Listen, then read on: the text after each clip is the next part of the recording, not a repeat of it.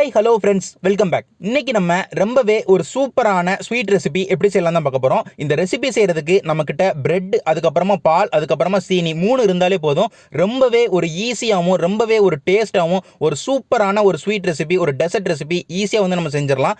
கண்டிப்பாக full video பார்த்து try பண்ணி பாருங்கள். ஃபஸ்ட்டு இந்த ரெசிபி செய்கிறதுக்கு வந்து நான் மைதா பிரெட் வந்து எடுத்துக்கிட்டேன். நீங்கள் எடுக்கிற பிரெட் வந்து ஈவன் நம்பர்ஸாக எடுத்துக்கோங்க. ஒரு 10, ஒரு 12, அதுக்கப்புறமா 14 அந்த மாதிரி நீங்கள் வந்து ஈவன் நம்பர்ஸாக எடுத்துக்கோங்க. ஏன்னா நம்ம ஸ்டஃபிங் பண்ணுற மாதிரி இருக்கும். அதனால் ஈவன் நம்பர்ஸாக இருந்தால் தான் நம்ம ஸ்டஃபிங்க்கு வந்து நம்ம கரெக்டாக வந்து நமக்கு பிரெட் இருக்கும். பிரெட் வந்து மைதா பிரெட் எடுத்துட்டு 4 கார்னர்ஸையும் வந்து நல்லா கட் பண்ணி எடுத்துக்கோங்க.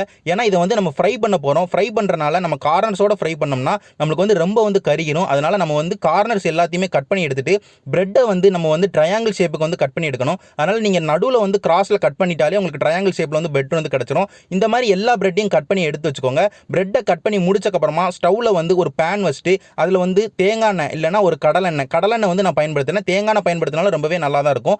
நான் கடலெண்ணெய் தான் வந்து பயன்படுத்தியிருக்கேன். கடலெண்ணெய் வந்து ஒரு 250 ml வந்து, அதாவது 1/4 லிட்டர் கடலெண்ணெய் வந்து சேர்த்துக்கோங்க. அது கூடவே வந்து ஒரு 6 டேபிள் ஸ்பூன்லேருந்து ஒரு 7 டேபிள் ஸ்பூன் நெய் வந்து சேர்த்துக்கோங்க.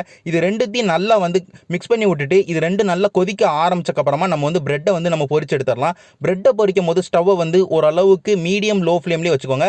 ரொம்ப மீடியம் ஃப்ளேமுக்கு போயிட வேண்டாம், அதே நேரத்தில் ஹை ஃப்ளேமுக்கு போயிட வேண்டாம். ஏன்னா பிரெட் வந்து நம்மளுக்கு டக்குன்னு பொரிஞ்சிடும், எல்லாருக்குமே தெரியும். அதனால் ஓரளவுக்கு லோ மீடியம் ஃப்ளேமில் வச்சுட்டு பிரெட்டை வந்து 2 சைட்ஸும் நல்லா வந்து ஃப்ரை பண்ணி எடுத்துக்கோங்க.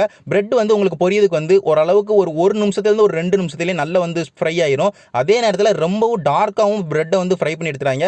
ஓரளவுக்கு கோல்டன் ப்ரௌன் கலருக்கு வந்து நீங்கள் ஃப்ரை பண்ணாலே போதும். ரொம்ப டார்க்காக ஃப்ரை பண்ணி எடுத்துட்டிங்கன்னா அது வந்து லைட்டாக கசப்பு தன்மை மாதிரி இருக்கும், ஒரு மாதிரி கறி பிடிச்ச மாதிரி ஆயிரும். அதனால் ஓரளவுக்கு லைட்டாக வந்து கோல்டன் ப்ரௌன் கலர் மாறினோடனே நீங்கள் பிரெட்டை வந்து ஆயில் இருந்து எடுத்துங்க.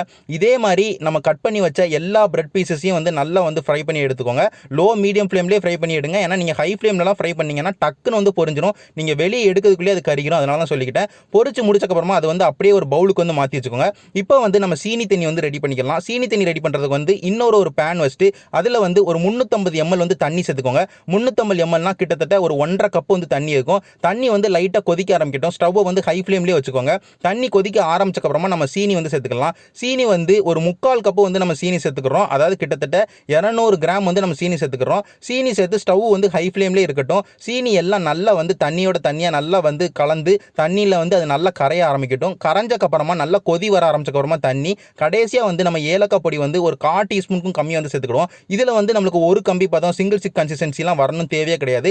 சீனி எல்லாம் தண்ணியில் கரைஞ்சாலே போதும். தண்ணியில் சீனி எல்லாம் நல்லா கரைஞ்சிருச்சு. அதுக்கப்புறமா நான் ஏலக்காய் பொடி சேர்த்து நல்லா மிக்ஸ் பண்ணி விட்டுட்டேன். இப்போ நல்ல வாசனை வர ஆரம்பிச்சு சீனி தண்ணியிலேருந்து. இப்போ வந்து ஸ்டவ்வை வந்து ஆஃப் பண்ணிடுங்க. ஸ்டவ்வை ஆஃப் பண்ணிட்டு ஒரு 2 நிமிஷத்துலேருந்து ஒரு 5 நிமிஷத்துக்கு அதை அப்படியே வந்து விட்டுருங்க. அது ரூம் டெம்பரேச்சரில் நல்லா வந்து கூலாகட்டும். அதாவது சீனி தண்ணி எல்லாமே நல்லா வந்து ஆறட்டும்.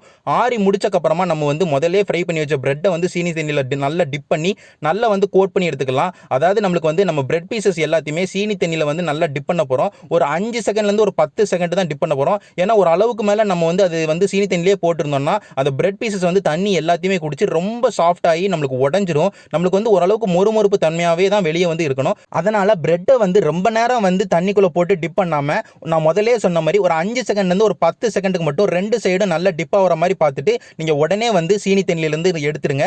அதே நேரத்தில் தண்ணி வந்து சூடாக இருக்கும் போதே வந்து நீங்கள் வந்து பிரெட்டை வந்து சேர்க்காதீங்க. அது டக்குன்னு வந்து தண்ணி குடிச்சு ரொம்ப சாஃப்ட் ஆகி நம்மளுக்கு வெளியே எடுக்கும் போதே உடஞ்சிரும். பீசஸ் உடஞ்சிருச்சுன்னா நம்மளால் இந்த ரெசிபி வந்து ஃபுல்லாக பண்ணவே முடியாது. அதனால் லைட்டாக வந்து டிப் பண்ணி எடுத்துட்டு நீங்கள் வந்து அது வந்து தண்ணியிலேருந்து எடுத்துட்டு இதே மாதிரி எல்லா பிரெட் பீசஸையும் லைட்டாக வந்து நல்லா டிப் பண்ணி எடுத்துக்கோங்க. எல்லா பிரெட் பீசஸையும் நம்ம வந்து நல்லா டிப் பண்ணி முடிச்சக்கப்புறமா நம்ம அந்த சுகர் சிரப் இருக்கிற பேனை வந்து தனியாக எடுத்து வச்சுக்கலாம். அதுக்கப்புறமா இன்னொரு பேன் எடுத்து வச்சுட்டு அதில் வந்து பால் வந்து சேர்த்துக்கலாம். பால் வந்து ஒரு 350 ml காய்ச்சாத பால் வந்து நான் சேர்த்துருக்கேன். நீங்கள் காய்ச்சின பாலை கூட நீங்கள் சேர்த்துக்கலாம். நான் காய்ச்சாத பாலை சேர்த்து ஸ்டவ்வை வந்து லோ ஃப்ளேமில் வச்சுட்டு ஃபஸ்ட்டு வந்து பாலை வந்து காய்ச்சி எடுத்துக்கிற போகிறேன். நீங்கள் காய்ச்சின பாலை எடுத்தீங்கன்னா லைட்டாக கொதிக்க விட்டால் மட்டும் போதும். நான் காய்க்காதனால நான் வந்து ஒரு 350 ml பாலை வந்து லோ ஃப்ளேமில் வச்சு ஃபஸ்ட்டு வந்து காய்ச்சி எடுத்துக்கிட்டேன். காய்ச்சி முடிச்சக்கப்புறமா நம்ம வந்து பால் பவுடர் வந்து சேர்த்துக்கிறோம். பால் பவுடர் வந்து ஒரு அரை கப்பு வந்து நம்ம பால் பவுடர் சேர்த்துருக்கோம். கிட்டத்தட்ட ஒரு 40 கிராம் வந்து இருக்கும். நீங்கள் இந்த நேரத்தில் வந்து காய்ச்சின பால் எடுத்தீங்கன்னா நீங்கள் வந்து லைட்டாக கொதிக்க ஆரம்பிச்சக்கப்புறமாவே நீங்கள் வந்து பால் பவுடர் வந்து சேர்த்துக்கலாம்.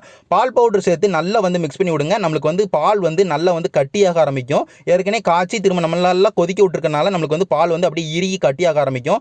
பால் வந்து ஓரளவுக்கு இறுக ஆரம்பிச்சக்கப்புறமா நம்ம வந்து ஏற்கனவே நம்ம டிப் பண்ணி எடுத்துருப்போம்ல சீனி தண்ணி, அதாவது பிரெட் எல்லாத்தையுமே நம்ம சீனி தண்ணியில் வந்து டிப் பண்ணி எடுத்துருக்கோம். நம்ம டிப் பண்ணி எடுத்தது போக எக்ஸ்ட்ராவாக வந்து நம்மளுக்கு சீனி தண்ணி வந்து இருக்கும். அந்த சீனி சீனி தண்ணி வந்து நம்ம சேர்த்துக்கலாம். இந்த பாலோட சேர்த்து திரும்பியும் லோ ஃப்ளேம்லேயே வச்சு நல்லா கொதிக்க விடுங்க. ஒரு 10 நிமிஷத்துலேருந்து ஒரு 20 நிமிஷம் வரை நீங்கள் கொதிக்க விட்டாதான் உங்களுக்கு சீனி தண்ணி எல்லாமே நல்லா வந்து இறுகி பாலோட நம்மளுக்கு அந்த பால் எல்லாமே கிட்டத்தட்ட நம்மளுக்கு பால்கோவா கன்சிஸ்டன்சிக்கு வந்து வர ஆரம்பிக்கும். இப்போ நீங்கள் வீடியோ பார்த்தாலே தெரியும், நல்லா இறுகி நம்மளுக்கு பால்கோவா கன்சிஸ்டன்சிக்கு வந்து வர ஆரம்பிக்கும்.